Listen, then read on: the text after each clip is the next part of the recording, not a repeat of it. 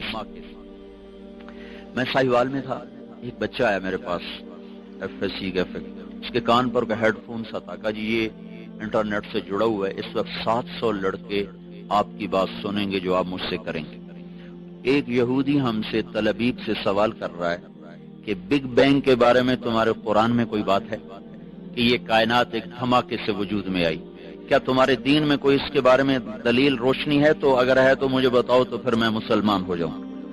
میں نے کہا پہلی بات یہ بچے کہ ہمارا قرآن سائنس کی تصدیق کرنے نہیں آیا اور سائنس کو جھٹلانے نہیں آیا، ہمارا قرآن ہدایت کے لیے آیا ہے، زندگی گزارنے کا طریقہ بتاتا ہے۔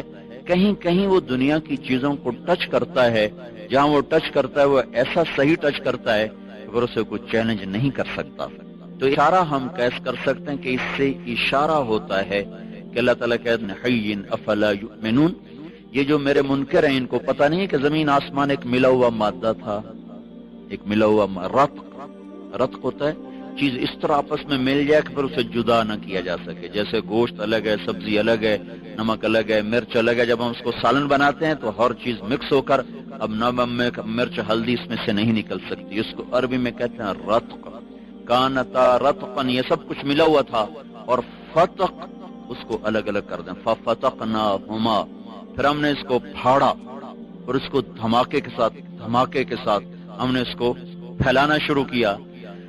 اثر کے بعد وہ آیا، کہنے لگا جی وہ یہودی مسلمان ہو گیا، اس وقت سن کے چلا گیا، پھر اثر کے بعد اس نے آ کر مجھے بتایا کہ وہ مسلمان ہو گیا۔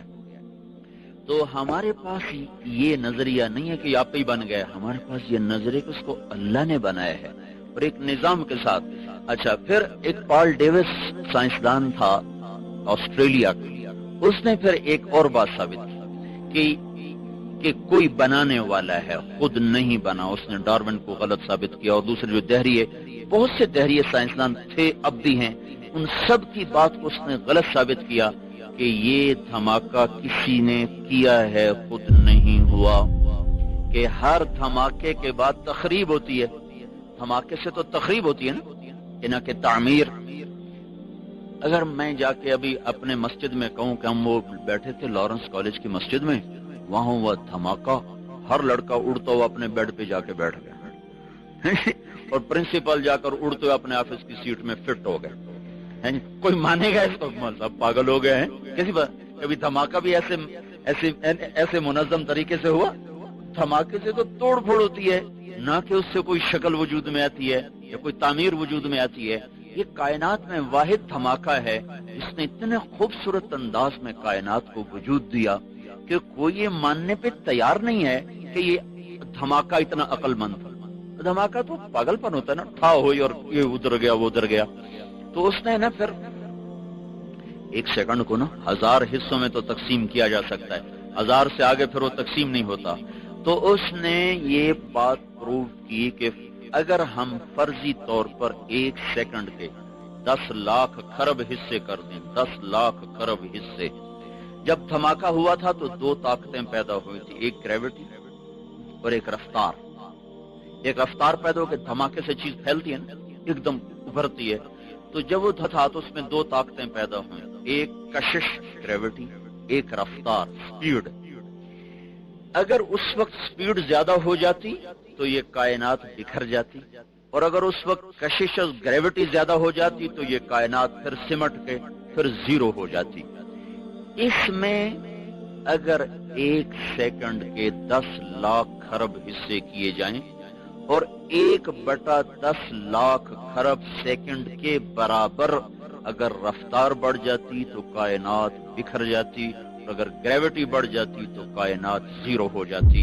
تو یہ کوئی کیسے تسلیم کرے کہ یہ آٹومیٹک ہو گیا، یہ خود بخود ہو گیا؟ کوئی تو ہے، اور وہ کون ہے؟ یہاں آ کے وہ اٹک جاتے ہیں۔ تو ہمارے یہ اس بچے سے بھی پوچھو تو کہے گا اللہ نے زمین بنائی، اللہ نے آسمان بنایا۔